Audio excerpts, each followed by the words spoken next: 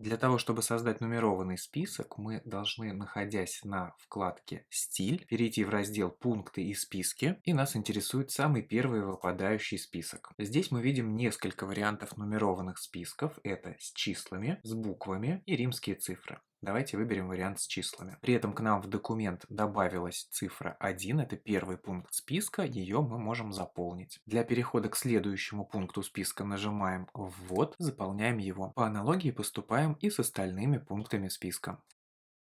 Пункты не обязательно добавлять в конец, можно добавить их и в середину. Например, мы хотим добавить что-то между вторым и третьим пунктами списка, поэтому ставлю курсор мыши в конец второго пункта, нажимаю «Ввод», и у нас появляется пустой номер, в который мы можем ввести необходимое нам значение. При этом обратите внимание, что сквозная нумерация сохранилась, то есть у нас нет необходимости самостоятельно ее каким-то образом отслеживать. После того, как мы завершим создание списка, для того, чтобы из него выйти, необходимо дважды нажать «Ввод». После первого нажатия мы попадем в новый пункт списка, после второго нажатия выйдем из списка полностью и сможем продолжить работу с текстом уже вне списка.